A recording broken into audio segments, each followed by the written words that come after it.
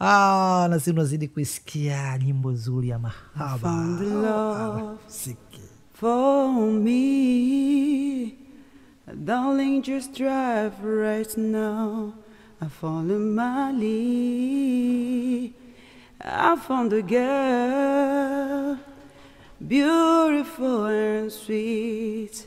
I never knew you were the someone waiting for me. Leo tunaendelea na hadithi nzuri kabisa ya mahaba, penzi la Masai. Wiki iliyopita tuliona mchecheto wa kimahaba ukiendelea kati yao. Sitaki ni kuchoshe kabisa. Ni mimi Dikata Bali Sarito Ebangito Haga. Basi kauli hile ilimuudhi sana Mama Boni, na kuona bila kutumia hamli hawezi kumpata kitu. Sikiliza, alimwambia, Tomasi, mimi si mwenda wazimu kukuvulia nguo.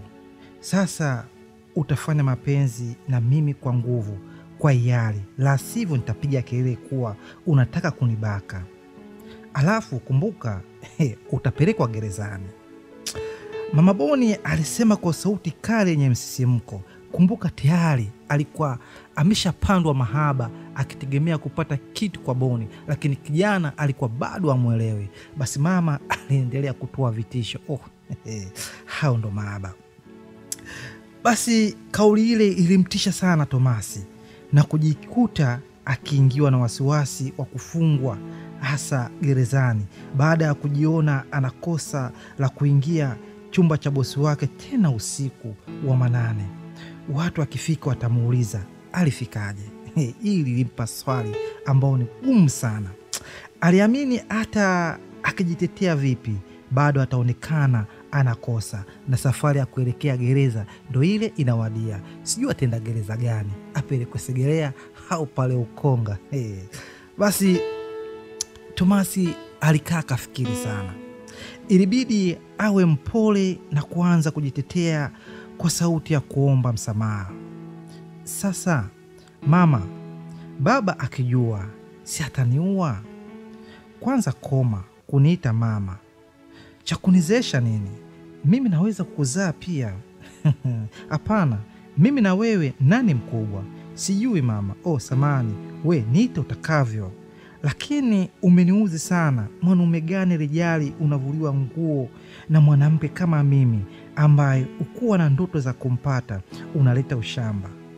Mama Boni alijikuta akipandwa na hasira. Basi akamwambia, naomba unisamehe, nilikuwa namuogopa mzee. Huyo mzee unayemuogopa yuko wapi? Aliongea huko akiangaza macho yake na kukitawala kile chumba ambacho yeye na mume wake huwa wanalala. Wanawake haya. Basi sio nisemeje. Alijikuta akipandwa na hasira, na kijana watu akasema, basi nisamee, nilikuwa namuogopa mzee. Huyo mzee unamuogopa yuko wapi? Basi nimekubali. Kijana alikubali. Tena naomba unilizishe, bila hivyo nyumba hii utaiona chungu. Umeshaniuzi sana, siwezi kukubembeleza kama unataka uhai. Mama Boni alipata kichwa.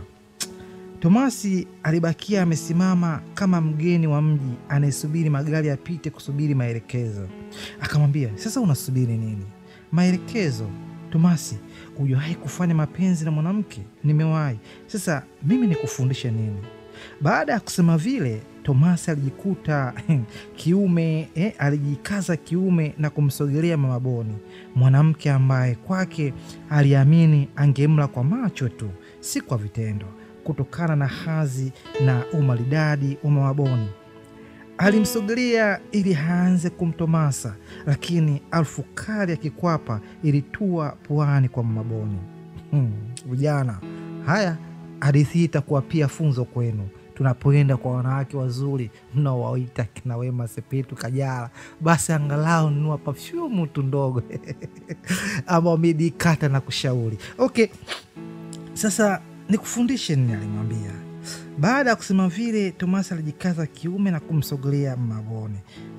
Tukaona harufu ya kikwapa ikawa tatizo kwa Mama Boni. Kwa haraka alijitoa mikononi mwa Tomasi, kitu kilichomshtua na kumuuliza, vipi tena Tomasi, hujaoga siku ngapi? Ni leo tu, kwa nini hujaoga? Nilikuwa nimechoka, nikaona nitaoga asubuhi. Jamani, huna sasa unavyonuka kama dume la mbuzi. Kama dume la mbuzi, aisee. Kauli ile ilimfanya Tomasi haone aibu na kuamini Mama Boni alimlazimisha mapenzi, lakini yeye hakuwa azi yake. Maskini kijana wa watu. Lakini sivyo tatizo sana. Hebu ingia bafuni. Mama Boni alimwambia Tomasi. Tomasi aliingia bafuni kuoga katika bafu zuri tofauti na anaotumia yeye. Pia hata sabuni nzuri yenye harufu nzuri hakuwahi kuitumia. Alitumia muda mwingi kujisugua kila kona ili akitoka bafuni asinuke tena kikwapa. Mama Boni aliona muda unakwenda na Tomasi bado yupo bafuni anaoga, ilibidi amfuate bafuni huko huko.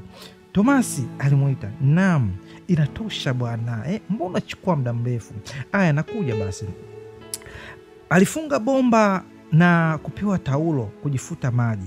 Baada ya kujifuta, alitoka bafuni hadi pembeni ya kitanda kusubiri maelekezo. Akamwambia, kaa basi. Tomasi alikaa. Wakati huo Mama Boni alikuwa na kopo la lotion mkononi. Alilifungua na kuanza kumpaka Tomasi kila kona ya mwili ili kuondoa harufu ya ubeberu. Baada ya kumpaka lotion, alichukua chupa perfume ya Baba Boni na kumpulizia na kumfanya Tomasi anukie kila kona ya mwili. Basi walipanda kitandani na kumruhusu Tomasi autawale mwili wake kwa kutambaza mikono yake kila kona ya mwili. Ilikuwa ni tofauti kubwa na ya mumewe. Mikono ya Tomasi ilikuwa ni migumu kiukweli na kuwa kama anamkuna, kitu kilichoongeza msisimko. Wakati ule umewadia wa kula denda, alikutana na harufu ya sigara ambayo alikuwa haipendi Mama Boni, lakini hakuwa na jinsi. Ilibidi avumilie hivyo hivyo mpaka maji yalipochemka na kuhitaji kuwekewa mchele, ndipo mzee mzima alipoukwea mnazi na tajiri yake. Waswahili wanasema, ukiwa na hamu hata kitu kisicho kitamu utakiona kitamu. Basi Mama Boni alichanganyikiwa na ukwezi wa Tomasi. Alikuwa akimsisimua kila alivyokuwa akijivuta juu kuyatafuta madafu. Alijikuta hakiamini raha alizokuwa akipata Mama Glory kwa mlinzi wake. Alijikuta akitokwa na maneno yote mdomoni kumsifia mkwezi. Jamani Tomasi, tomu wangu, kumbe mambo unayaweza, ulitaka kunibania bure. Kamua mtoto wa kiume. Tomasi hakujibu kitu. Alikuwa akitafuta 18 kupiga bao. Wakati huo Mama Boni naye la zilikolea na kuanza kuiona ndege ya wazungu akitaka kutua. Alimpigia kelele rubani Tomasi asishushe ndege kabla hajafika uwanjani, lakini kumbe tayari Tomasi alikuwa akitua mzigo na kutulia. Mama Boni alipiga kelele baada ya kuona ndege imetua pasipo na uwanja. Tomasi, ndio nini? Tomasi hakujibu. Alikuwa ametulia kama dume la bata lilodondoka juu ya mnazi. Tomasi, mimi bado, endelea basi, alipiga kelele huku akimpigia Tomasi ngumi za mgongo. Tomasi alipojaribu kuendelea, sausage ilikuwa imepoa isiyofaa kuliwa. Basi bila kupapaswa au bila kupaswa moto. Mama Boni alinyanyuka akiwa na hasira huku akimfukia Tomasi ambaye mnazi wake ulikuwa umeinama usioweza kupandika tena. Jamani Tomasi, mbona umeniacha njia panda mwenzio? Tomasi hakuwa na jinsi, alikuwa ameangalia chini kama mwanamwali. Mama Boni hakukubali. Aliuvamia mnazi na kutaka kuulazimisha usimame, lakini kila alichokuwa anatumia bado mnazi uliendelea kuinama. Alinyanyuka na kukimbilia kwenye friji na kuchukua Red Bull na kumpa Tomasi. Huenda ikamsaidia kumsisimua na kuufanya mnazi unyanyuke mara moja. Wakati akisubiri mnazi unyanyuke, hali ilikuwa ni mbaya. Ilibidi haombe kwanza huduma ya kwanza ya kugeuzwa kinanda ili asindikizwe na vidole. Tomasi alimsindikiza Mama Boni mpaka alipofanikiwa kuiona pwani. Alitulia pembeni ya Tomasi akisubiri mnazi upande ili uweze kukwea. Basi baada ya muda alimgeukia Tomasi aliyekuwa amejilaza pembeni yake na kuuvamia mnazi ili ukisimama aweze kuupanda. Alitumia kila njia ili mnazi unyanyuke, lakini uliendelea kuinama. Baada ya kushindwa kwa mbinu zote, aliamua kumpigia simu shoga yake Mama Glory, labda atakuwa na mbinu ya ziada ya kuweza kumsaidia ili mnazi unyanyuke. Alipopiga simu iliita kwa muda mpaka ikakata. Hakuona. Alirudia mpaka alipopokelewa upande wa pili. Halo shoga, vipi? Mbona simu za usiku? Mama Glory alishtuka. Shoga, kuna mambo yananitatiza. Yapi tena? Ilibidi amweleze kila kitu. Mama Glory baada ya kumsikiliza alimjibu, kwanza ongera kwa kuweza kumtia katika himaya yako. Hebu jaribu kufanya hivi. Hivyo nimefanya. Hebu fanya hivi tena, alimwelekeza. Shoga, kila kitu nimefanya, lakini kondoo kainamisha kichwa. Sasa fanya hivi, mwache apumzike kwa muda, kisha itie kibiriti, itawaka tu. Ngoja nitajaribu. Basi Mama Boni alikata simu na kumgeukia Tomasi alikuwa amejilaza huku mdomo ukitaka kula, lakini maungo yaliona uoga. Moyoni alishangaa kushindwa kumshikisha adabu mwanamke mwenye umbile tamu kama lile ambalo kila siku alimmezea mate, hasa akipita kwenye vazi la utatanishi na kujisemea, wakubwa na faidi jamani. Na kuapa siku moja akimpata mwanamke mwenye umbile kama lile la Mama Boni, basi angefia kifuani kwake. Jinsi ambavyo angemwaga mvua ya magoli. Mama Boni naye hakuamini kijana kama yule angezidiwa na mumewe ambaye ni mtu mzima. Alimtazama Tomasi aliyekuwa ametulia, macho kayaelekeza kwenye dari. Tom, naam, hivi kweli ulishawahi kuwa na mwanamke? Ndiyo. Na ulikuwa ukimridhisha kimapenzi? Sana tu. Sasa mbona unashindwa kuniridhisha? Naogopa mzee anaweza kutokea na kunifuma. Kwa hiyo ujiamini. Ndiyo, hata mimi nilikuwa na usongo na wewe. Mdomo wataka kula, lakini hofu inanifanya maungo yaone woga. Nimekuelewa. Naomba uondoe hofu. Mzee hayupo na hata jua. Na ukinifurahisha nitakupa zawadi kubwa sana. Basi tupumzike kidogo, tutaendelea baadaye. Every night in my dream I see you, I feel you. That is how I know you gone. You far wherever you are, I believe that there are that's gone. Once more you open the door and you are in my heart, my heart.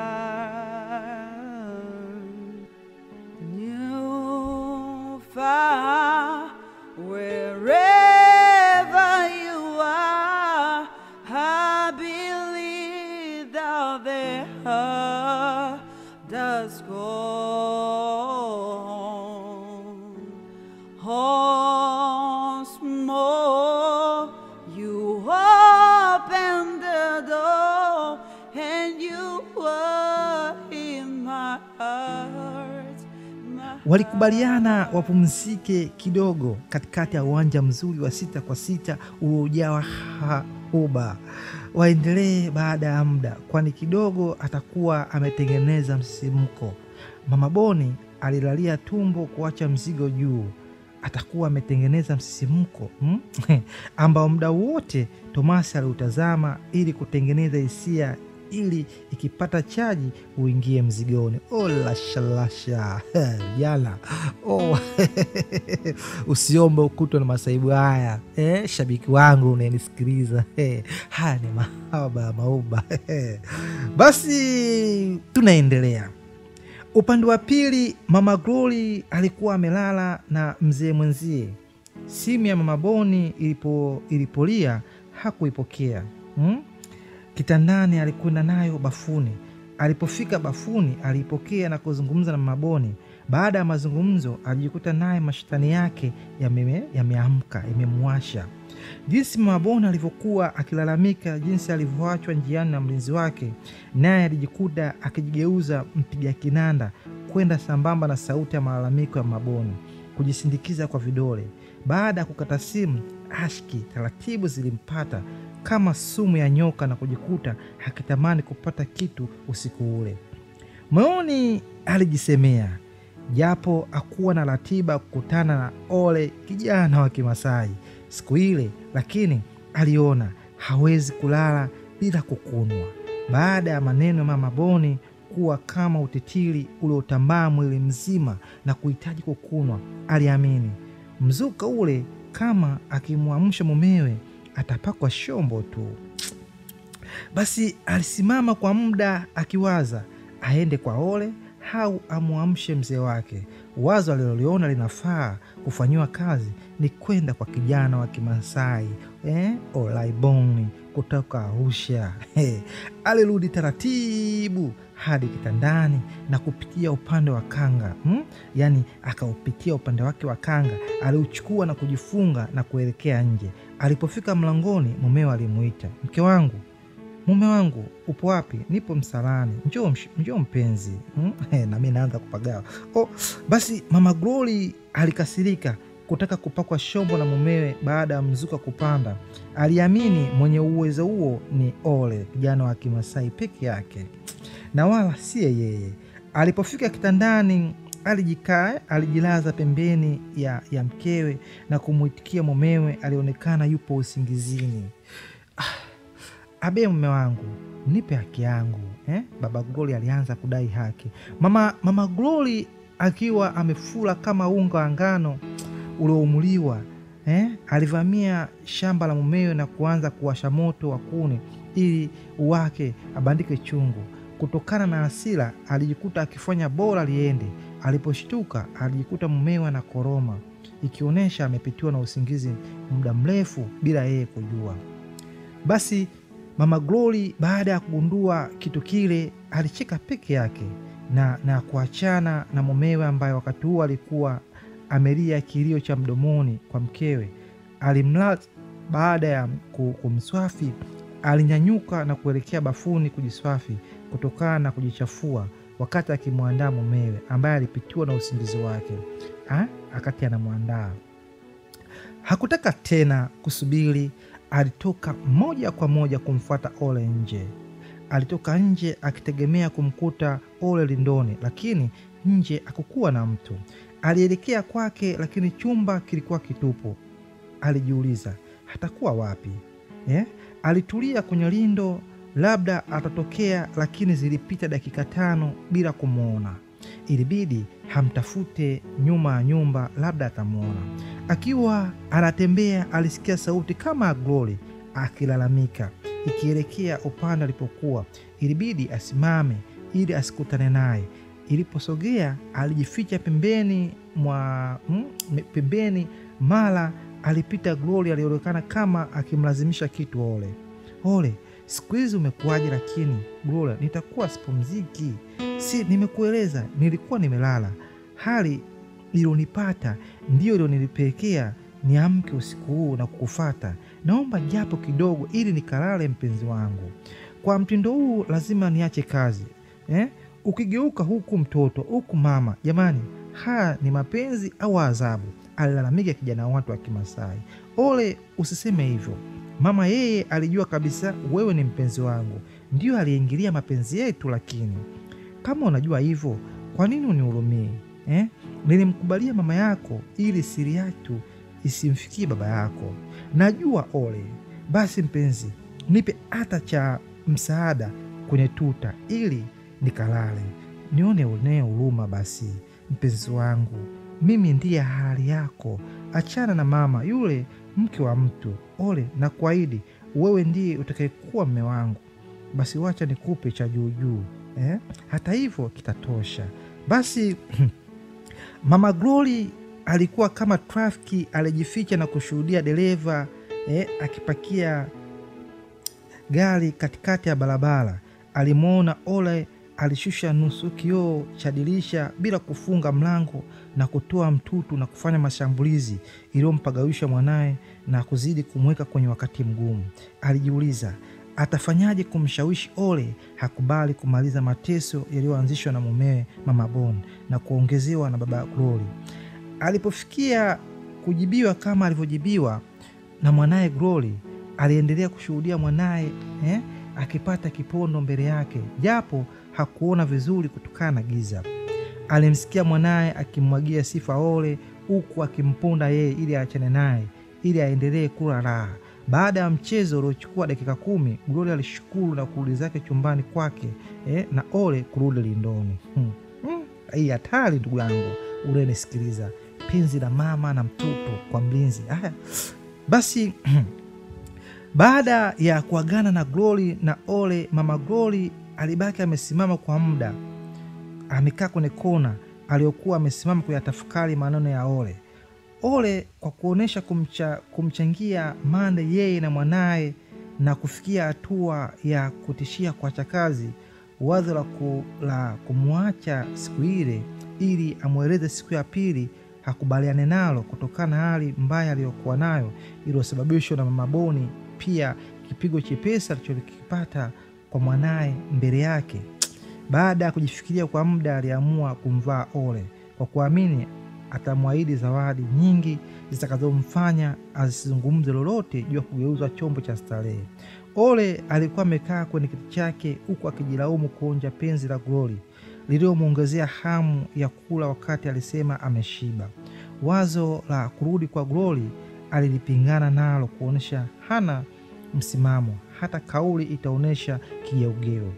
Ili kumaliza hamu zake, alipata wazo la kutumia mpenzi sabuni ili amwezeshe kuvuka salama siku ile.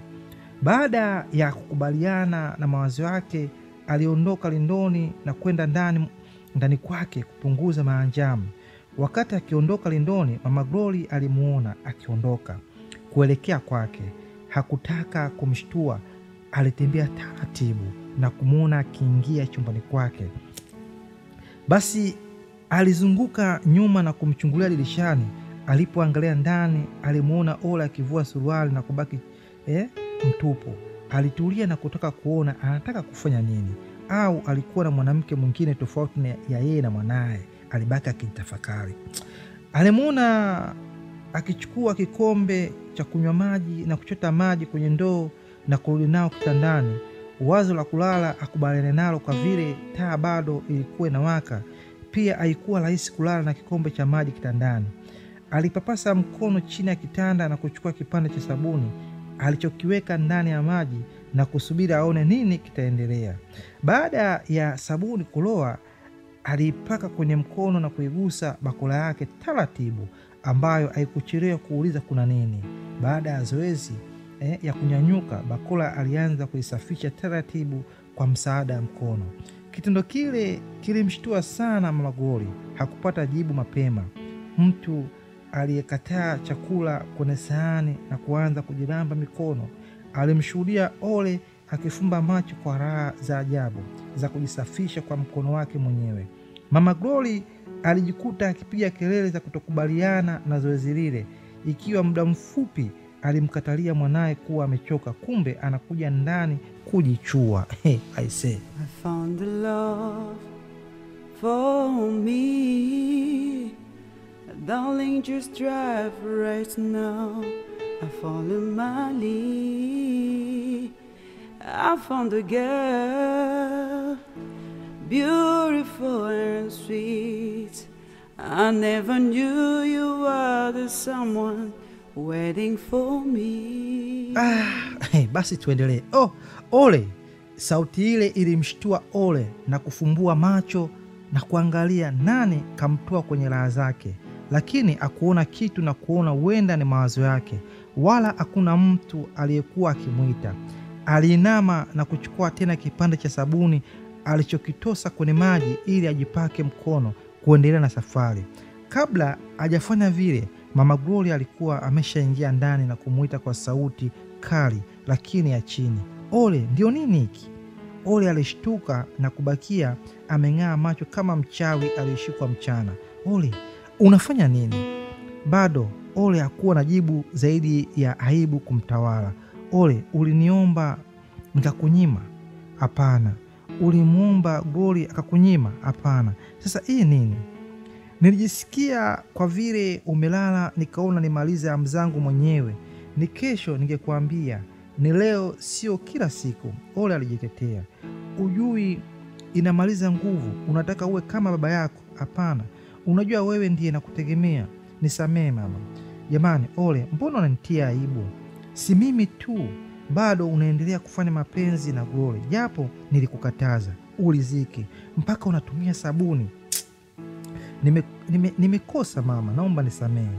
Japo kitendo kile hakukipenda kukiona kwa Ole aliyekuwa akilalamika kugeuzwa chombo cha starehe.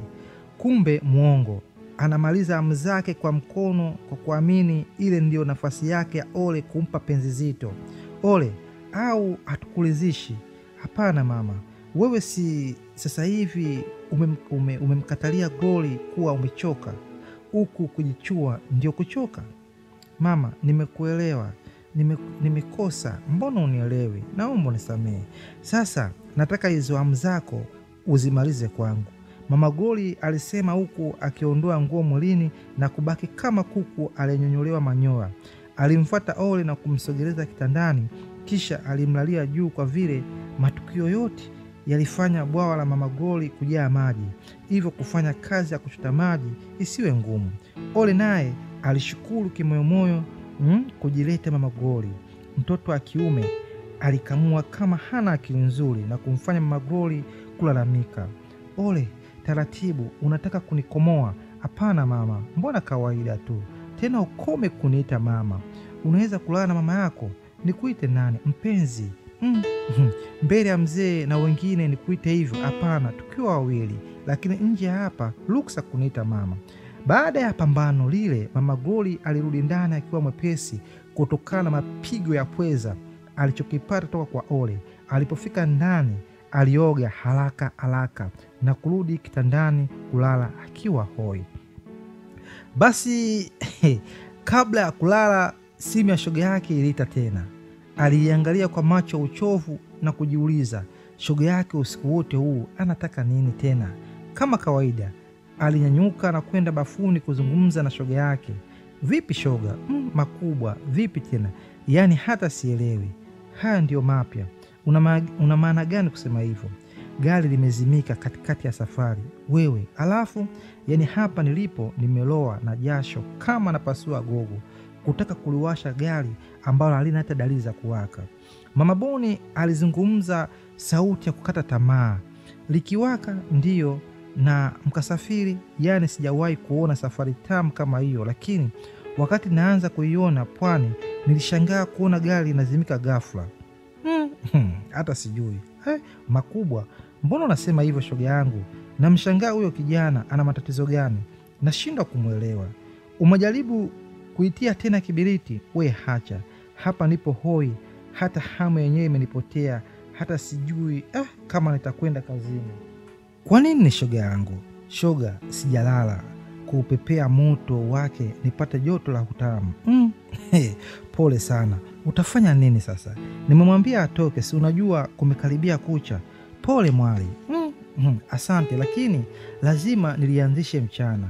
Si watu watakuwepo?" "Shoga, ukiangalia hivyo utateseka, huku unajiona. Leo nimeapa nina kazi moja na Tomasi, ama zake ama zangu, mpaka anikausha mzangu.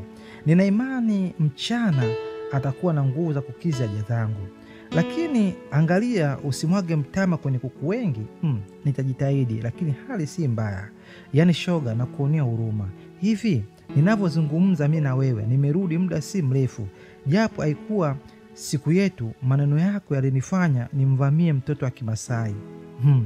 Alichonifanya siwezi kusahau. Hapa nipo hoi kama nimeokotwa majini, nikitaka kufa maji. Ole kajaliwa, anajua kumtia ukichaa mtoto wa kike. Leo shoga nikilala kuamka saa 4. Kazini vipi? We vipi?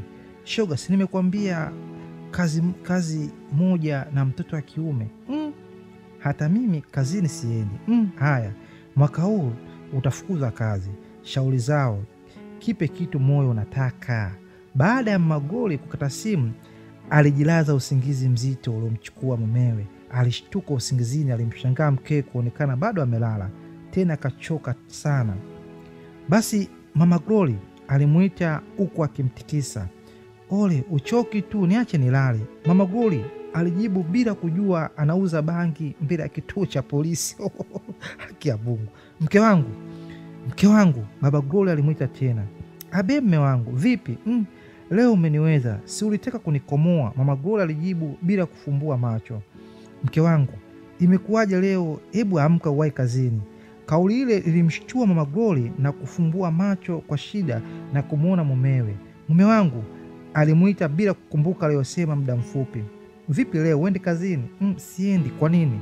Sijisikii vizuri. Mbona siku hizi umekuwa mvivu? Alafu usiku huo unakwenda wapi? Kwenda wapi kivipi? Kwa maana ikifika mara saa 6 nikiamka usingizini sikuoni. Sasa kama unioni, si huwa nimekwenda msalani? Msala gani na saa nzima unakaa muda wote huo? Ina maana ukiamka ulali unanisubiri mimi? Sio kwamba nakusubiri, bali nikishtuka sikuoni, na nikilala nashtuka tena sikuoni kitandani. Inakuwaje hii? Sasa mume wangu, unachekesha. Ulitakiwa kuniuliza ukiona nimechelewa kurudi kitandani. Mke wangu, mbona unatengeneza hoja nyingine? Na kushangaa na maswali yako. Haya, nijibu, huwa unakwenda wapi? Kwa vile huwa uniulize usiku huo, siwezi kukujibu. Na kazini siendi. Kwa nini? Mume wangu ni mtu mzima. Ukiona siendi kazini kuna sababu. Nimekueleza sijisikii vizuri. Kwanza, hayo yameanza lini? Ni wajibu wangu kuuliza nikiona kitu kinakwenda kinyume. Kwa hiyo umeona nini? Kwanza kuondoka kitandani na kuchukua muda mrefu kurudi. Pili, kulala ukiwa umechoka sana, kuonesha kuna kitu ulichokuwa ukifanya usiku huo. Tatu, kutengeneza kazi. 4, kulitaja jina la mlinzi. Kulitaja jina la mlinzi, Mama Glory alishtuka. Mbona hili umeshtuka? Lazima nishtuke. Kumtaja mlinzi nilimtaja ili iweje? Nikuulize, na si mara ya kwanza. Tena inaonesha kama kuna kitu japo siamini. Kitu gani hicho tena mume wangu? Mama Glory aliuliza huku akikaa kitandani na usingizi wote ulimwisha.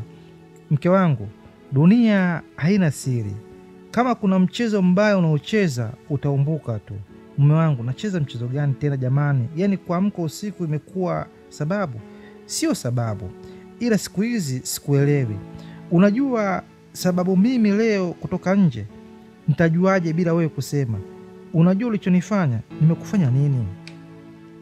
Mume wangu, umekuwa ukinitesa kila kukicha na unajua, lakini unafanya makusudi. Kitu gani? Unajifanya ujue. Nimefanya nini? Si uniambie mke wangu. Uliponiamsha usiku ulisema unataka nini? Nimesahau, nikumbushe.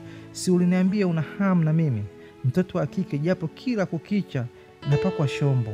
Nikakubali kuandaa mume wangu. Ulichonifanyia, angekuwa mwingine angeomba talaka usiku ule, lakini kwa vile nakupenda na kuvumilia. Hata hivyo vitu vingine havumiliki mume wangu, na kuandaa huku hamu zangu zikipanda. Mwisho wa siku unalala usingizi, unategemea hamu zangu na malizaje? Naomba unijibu. Ole kweli. Kweli nilifanya kosa, nisamehe sana mke wangu. Basi mume wangu, nikizidiwa huwa nakwenda kukaa nje au kujichua mwenyewe na maji ya moto. Hebu fikiria hali hii, mpaka lini? Na wewe utake kujishughulisha. Najua unafanya hivyo kwa vile uteseki wewe. Mama Glory alipata kichaka cha kujificha maovu yake na kulimwaga chozi la kweli. Kilio kile kilimfanya mumewe Baba Glory ajiona na makosa na kumbembeleza sana mkewe. Basi mke wangu, tatizo sio muda mrefu utarekebishika. Mume wangu, maneno yako kila siku ni hayo hayo. Wakati mwenzio unateseka kwa hamu zangu, nikazimalizie wapi? Nimekuelewa mke wangu, na kuahidi kulimaliza. Kuna dawa itaingia wiki hii, itamaliza tatizo. Ungetumia za asili sasa hivi ningekuwa nimesahau. Basi mke wangu, wacha niwahi kazini na kesho nitakusurprise. Sawa mume wangu, lakini la muhimu umalize hilo tatizo. Mumewe alikwenda kuoga huko Mama Glory akijiona alikuwa akaingizwa kingi, lakini ishu ya kumwacha njiani ilisaidia na kuona kuna umuhimu wa kuyafanya mambo kisomi kuliko kukurupuka. Pia aliona kuna umuhimu wa kumweleza Ole asikubali akiulizwa juu ya uhusiano wao. Penzi la Masai, hii ni hatari. Bwana, wimbo unaosikia hapo nasema you are the reason. There goes my heart beating, 'cause you are the reason. I'm losing my sleep. Please come back now. I climb every mountain to see every ocean, just to be with you and fix where I've broken, 'cause I need you to see, 'cause you are the reason.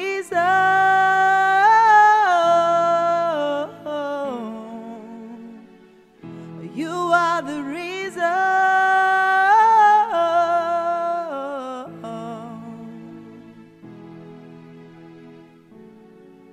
There goes my hand shaking, and you are the reason. My heart to keep bleeding, I need you now. I climb every mountain to see every ocean, just to be with you and fix where I've broken, 'cause I need you to fix. You are the reason.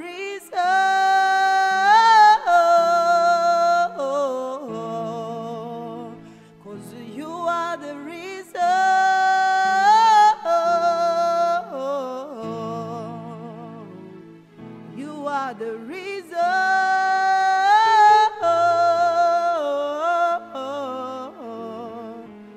You are the reason. Na Ed Sheeran anakuambia perfect. Today tunazungumzia mapenzi. Today tunazungumzia mahaba. You are the reason. Sauti nzuri kabisa, mtoto wa kike na tusindikiza hapa kwenye penzi la Masai. Basi tunaendelea.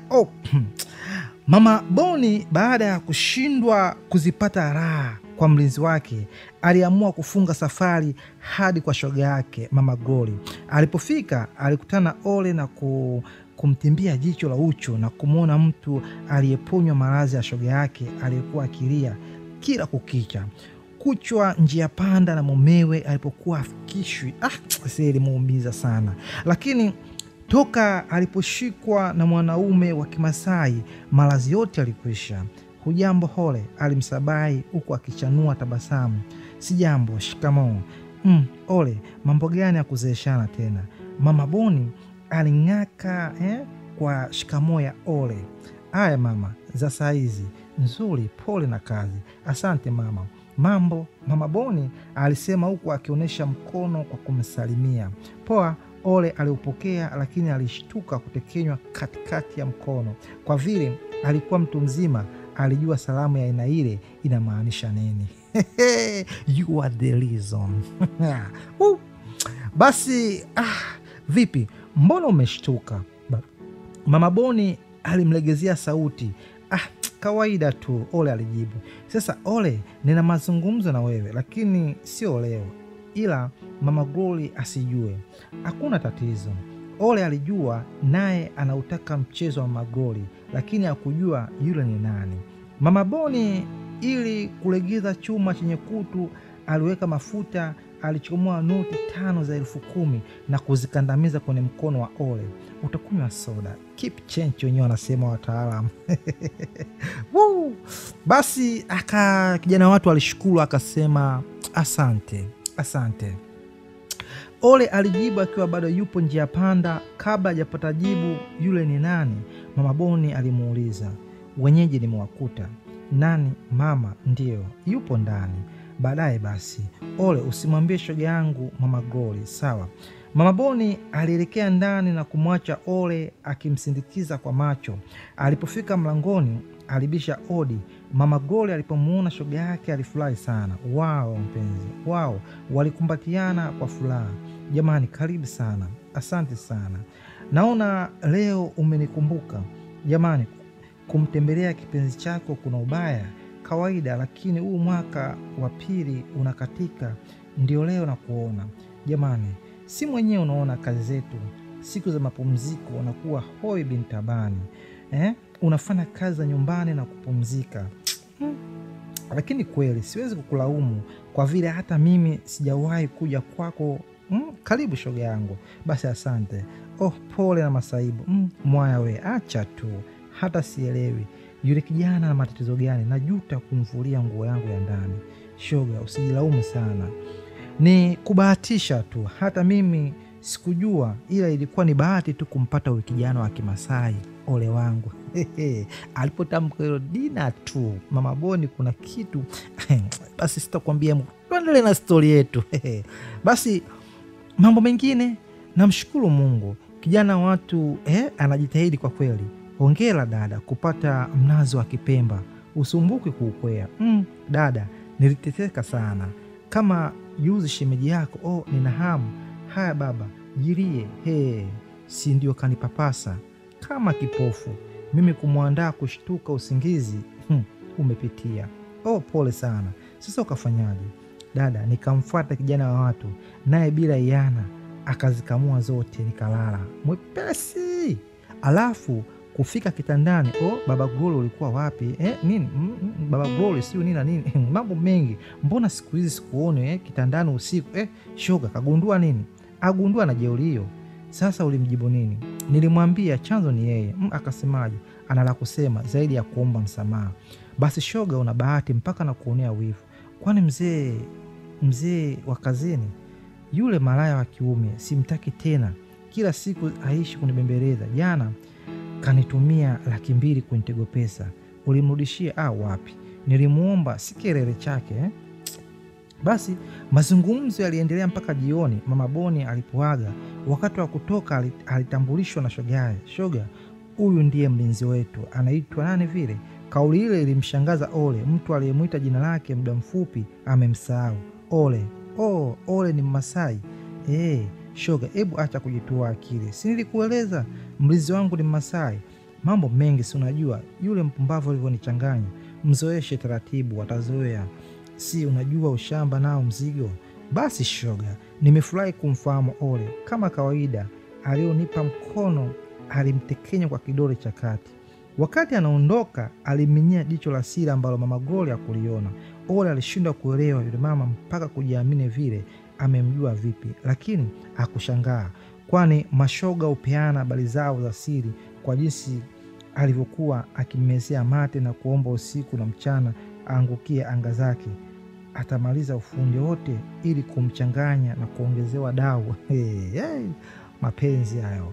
Basi Mama Boni aliapa kumpata Ole ili aweze kuona sifa anazopewa na Mama Glory shoga yake kuwa moto wa kuotea mbali. Tena alipanga siku ya kumfuata Ole ataaga kazini anakwenda msibani, ili Mama Glory asijue kinachoendelea. Pia na uhakika shoga yake kamwacha kazini. Basi katikati ya wiki wakiwa kazini, Mama Boni aliaga kuwa amepigiwa simu ya msiba wa jirani yake. Shoga, vipi, mbona kama unatoka? Mama Glory alimuuliza mwenzake baada ya kuona akikusanya vitu vyake. Shoga, nilisahau kukueleza kuwa jirani yangu kapata msiba. Nimetumiwa ujumbe wanazika mchana huu. Shoga, wai ungeniambia mapema ningekusindikiza. Umsindikize nani? Mama Boni alimnanga moyoni. Basi shoga, wacha ni wai. Mama Boni alisema huku akitoka nje. na kutakia mazishi mema. Asante dada. Mama Boni baada ya kutoka ili awahi alikodi teksi hadi jirani na nyumbani ya Mama Glory na kwenda kugonga geti akijifanya ajui kama Mama Glory yupo kazini. Alipogonga geti alitoka Ole ambaye alishtuka kumuona tena pale. Karibu mama. Oh, niite dada, inatosha kwa vile siwezi kukuzaa. Ni kweli uwezi kunizaa, lakini mwanamke yoyote kwangu umuita mama. Nimekuelewa Ole. Karibu. Asante mama. Glory nimemkuta? Hapana, ameenda kazini. Oh, kumbe alijifanya kushtuka. Pita ndani. Sikuja kwa ajili yake. Kwani ulikuja kwa ajili ya nani? Wewe. Mimi? Ole alishtuka. Ndiyo, ulikuwa unasemaje? Naomba tutafute sehemu tuzungumze. Lakini hapa ni noma. Ole aliogopa huenda Glory anaweza kurudi shule na kuwakuta na kuharibu mambo kwa vile alijua Mama Boni anataka nini. Sasa Ole, tutazungumzia wapi? Popote, lakini si hapa. Basi naomba twende hotelini. Na Lindo atuchelewe, ndio maana nimekuja mapema. Hiyo hoteli ipo wapi? Ole aliuliza huku mate ya uchu akimtoka. Usiwe na wasiwasi, tunakwenda na gari na kurudi na gari. Basi fanya haraka, kabadili nguo wakati nafuata gari likisimama tu ingia. Sawa, basi okay. Ole alirudi ndani kubadili nguo. Wakati huo Mama Boni alikuwa amefuata teksi. Baada ya kubadili nguo alitoka nje ya geti. Haikuchukua muda, teksi ilisimama mbele yake. Alifungua mlango na kuingia ndani ya gari. Mlango ulifungwa na gari kuondoka. Wakati huo Glory ambaye alikuwa kabisa mechi za usiku mama yake alikuwa anakaba mpaka kivuli, aliamua kurudi mapema siku ile baada ya usiku wa jana yake kuwa mgumu sana. Baada ya kuziwa na kumfuata Ole, lakini alimkuta mama yake amewahi. Kibaya zaidi, mama yake hakutoka upesi mpaka palipokaribia alfajiri. Wakati wote aliishia kupiga chabo na kumaliza haja zake kwa mkono na kujikuta akichafuka sana. Kwa vile siku ile alitakiwa lazima aende shule, haikuwa na jinsi zaidi ya kwenda shule kuifanya kazi kwa haraka ili awahi kurudi nyumbani. Mtoto wa watu, mwanafunzi. Basi baada ya kumaliza kazi za shule alisingizia anaumwa. Kutokana na macho yake kuonesha kulegea kutokana na usingizi, aliruhusiwa kurudi nyumbani akiwa na uhakika wa mateso ya usiku atayamaliza muda ule. Lakini alishtuka kumwona Ole kwa mbali amevaa nguo za kawaida na kujiuliza anakwenda wapi. Kabla hajamfikiria, teksi ya vioo vizito vilisimama yeye na kuingia kisha kuondoka. Alijikuta akitukana na kumlaani mama yake kwa kitendo cha kumgeuza Ole kama mumewe wakati akijua kabisa ni mpenzi wake. Aliamini baada ya kuachana alfajiri alimfuata na kwenda kuendeleza tena libeni. Roho ilimuuma sana binti wa watu, lakini hakuwa na jinsi zaidi ya kupanga kumtisha Ole kuwa atamsemea kwa baba yake kama ataendelea kula raha za baba yake. Alipoingia ndani alimuulizia msichana wao wa kazi, eti mama alirudi? Hapana. Vipi wewe, ulikuwa wapi? Mimi nipo muda wote sijamuona. Ole ipo.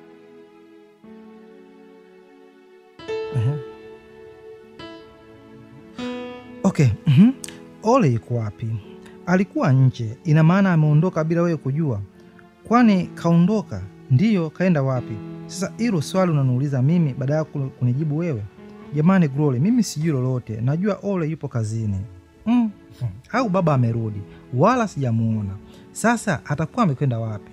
Glory alisema kwa sauti ya chini. Mimi sijui chochote. Samani, sizungumzii na wewe. Glory alimjibu juu msichana wa kazi ambaye hakuwa na kosa lolote.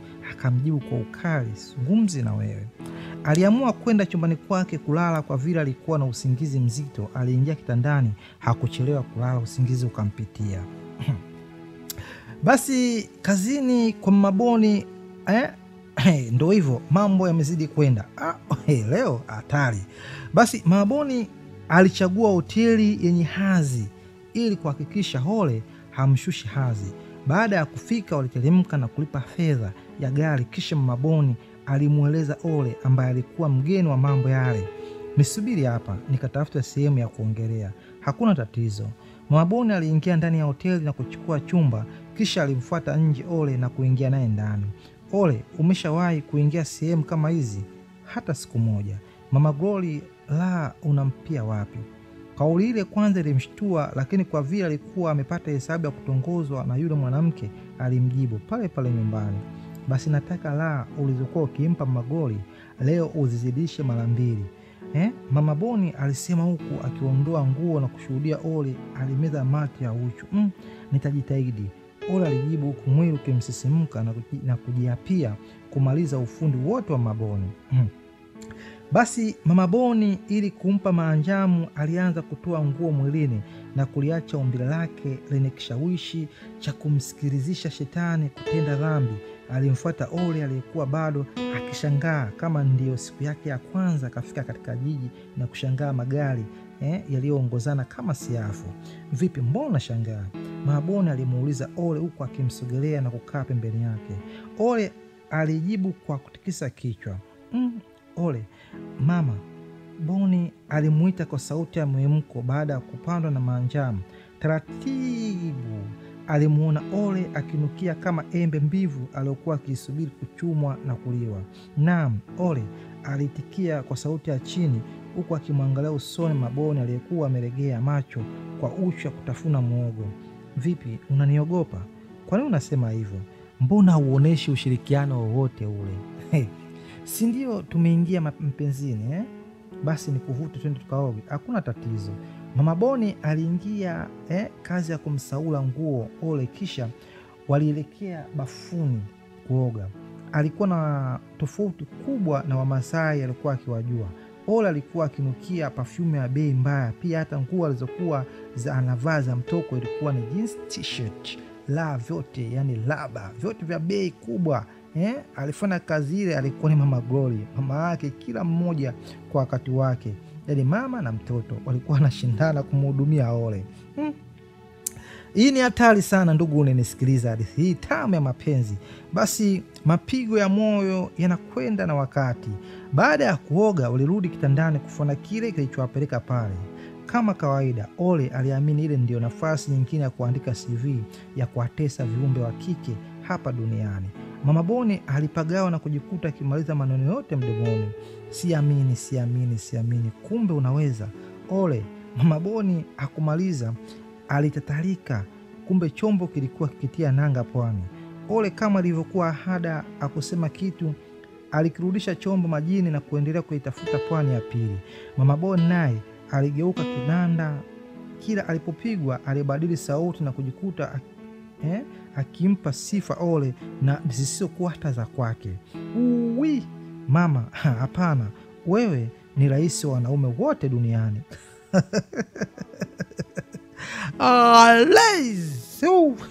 Dikata.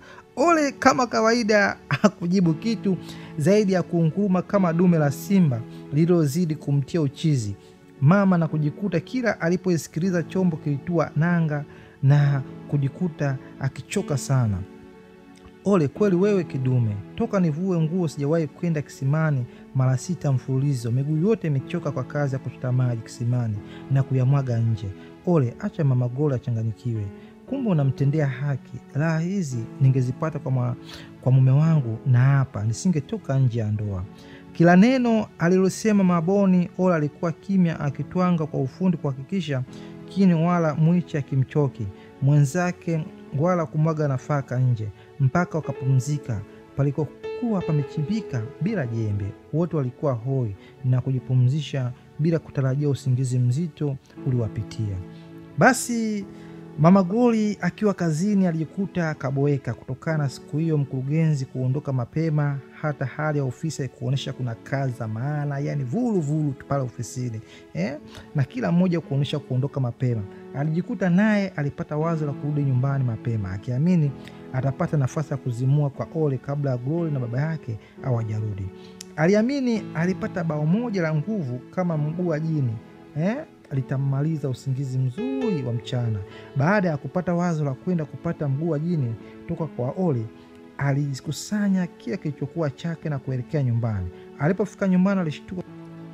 Lakini kwa nini ujihurumie? Unafikiri baba angekuta lindo tupu ungefanya nini? Umesahau watu umekupenda kwa ajili yetu, hasa mimi. Glory mpenzi wangu, sikwenda kwa mwanamke, ulikwenda wapi? Kuna ndugu yangu alishikwa na polisi. Tajiri yake alimtuma mtu ili niende nikamdhamini. Ilibidi nipendekeze mimi ili nieleweke. Sasa sikiliza. Sitaki kujua ulikwenda wapi. Kuanzia leo muone mama kama kituo cha polisi. Ukijitia kiburi na mwambia baba. Usifanye hivyo mpenzi. Nimesema sitashauriana na mtu, si wewe wala mbea wala wapi. Tutakaozungumza unamwambia mama, na hili kamwambie. Nitawezaje kumkatalia kama ulivyoweza kumkubalia? Nikimkatalia nitafukuzwa kazi, na ukimkubalia utafukuzwa kazi pia. Uweze kutuchanganya mama na mtoto. Kibaya mama yangu ni mke wa mtu. Ina maana humu ndani wote unatudharau. Hata baba unamuita baba, kumbe mume mwenzio. Ole alijikuta njia panda na kuwaza bora aache kazi na kwenda kufanya kazi kwa Mama Boni kuliko kuendelea kufanya kazi kuwa chombo cha starehe na vitisho rukuki. Tena leo umeniuzi ile mbaya. Baada ya kukesha nikitazama upuuzi wako na mama, nimerudi mapema na mimi unipoze mateso. Sikuja kulumbana, nipe haki yangu nikalale. Glory mpenzi wangu, leo sipo vizuri. Ole alijitetea baada ya kujiona ametumika sana, hivyo asingeweza kutumika zaidi kwa siku ile moja kwa wanawake 3 tofauti. Haupo vizuri kivipi? Mizunguko ya mjini imenichosha sana. Muongo mkubwa, umechoshwa na wanawake, unasingizia mizunguko ya mjini. Nimekufukuza mji, leo hii unanidharau Mimi ndio nilikufunza mji, sio kufukuza. Yaani amemfunza mji, afu leo hii eti anamdharau. Sio hivyo mpenzi. Mbona nikiwa sawa nakupa raha gani? Kila siku lazima nikulambe miguu, Glory alalamika. Lakini sina mimi nahitaji kupumzika napokuwa nimechoka. Ole alijitetea. Kupumzika? Kwangu mimi umechoka, lakini mama alfajiri hau unanifanya mimi mtoto sijui mapenzi. Glory alimuuliza huku akitoa machozi. Glory, usifikirie hivyo, nakupenda sana. Tena ishia hapo hapo, muongo mkubwa. Unanigeuza mtoto nisijue mapenzi, si ndio? Na kukataza achana na mama. Tena mke wa mtu usikie, lakini kila kukicha upo naye. Mwenye haki napewa kama mgao wa umeme. Ananilazimisha najitahidi kumkwepa, lakini amekuwa akinitishia kunifukuza kazi.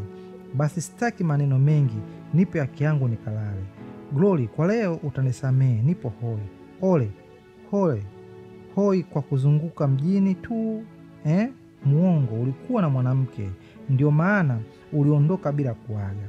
Sivyo unavyofikiri. Sina mpenzi mwingine, naomba kwa leo unisamehe. Siwezi kukusamehe. Siku hilo uliniambia hivyo hivyo. Usiku ukakesha na mama. Leo sikubali. Kama mtaendelea kunilazimisha, basi bora niache kazi. Ole alimtishia Glory. Acha tu, tena usinitishe, na ninakueleza hivi, kesho nikikuona hapa namwambia baba kuwa unatembea na mama, akufumue kichwa na bunduki. Glory alisema kwa hasira na kuanza kuondoka. Kauli ile ilimtisha sana Ole na kuamini Glory anaweza kumwaga mboga. Ilibidi amkimbilie na kumshika mkono. Glory, mbona umekuwa na hasira kiasi hicho? Nimekuvumilia mara ngapi, unanigeuza mtoto mdogo. Nimekuelewa Glory, basi rudi nikizi haja zako. Sitaki, siwezi kila siku nikulambe miguu ndipo ukubali kunipa penzi langu. Nisamehe Glory, kweli leo nimechoka, na siku nyingine nimekubali nilikuwa nafanya makosa. Umekosa nini? Na wewe umegeuka baba yangu, na siku baba akikushika utajua siku ya kuzaliwa. Usifike huko. Nisifike vipi? Na wewe kila siku unanitishia kuacha kazi. Bora uache, kwa vile kwangu huna faida zaidi ya kumchimba baba yangu. Glory, nimekosa, sirudii tena. Si unataka kuacha kazi? Siku hizi unanitishia wakati sisi ndio tunakuweka mjini. Si unaona wenzako wanashinda na rubega, sasa hivi unavaa jeans na laba alafu unatudharau. Mbona umefika mbali? Ole alalamika. Sio kufika mbali. Siku zote kipofu akiona mwezi ujiona mjanja kuliko wenye macho. Si unanitishia kuacha kazi? Sasa mimi ndiye nitahakikisha unafukuza kazi. Si unamtegemea mama? Tutaona mimi na yeye naye zaidi. Tena utaondoka na mfuko wako wa rambo na kata mbuga zako kama ulivyokuja. Glory, sasa unanitukana. Na kutukana au nakwambia kweli? Ukizidisha nitakutwanga makofi na kutuweka zangu. Jaribu kama hujauzea gerezani. Ole alijua kweli amekosea sana Glory. Msichana aliyembadili toka katika upolipoli na kumfundisha kujipaka na kujipulizia unyunyu wa kunukia, hata kuonekana mtu mbele ya watu. Ilibidi aombe msamaha kwa kupiga magoti mbele ya Glory. Glory, naomba unisamehe. Najua ni kiasi gani nilivyokuumiza na kuahidi kukutimizia kila utakacho kuanzia sasa. Muongo mkubwa. Mapenzi sio lazima, si mimi ndiye niliyekutongoza. Basi wewe uwezo wa kuvunja ni mimi. Naomba usiniache. Si unipendi? Si unipendi? Mimi niliyekutongoza na mimi leo ndo nitakayevunja haya mahusiano. Glory alirudia tena kuongea kauli yake. Hatari. Unampenda mke wa mtu hivi kweli wewe mwendo wazimu? Katika maisha yako mnaweza kukaa na mama mtu mzima? Lazima nikuambie ukweli, mimi kutembea na wewe ni matusi makubwa.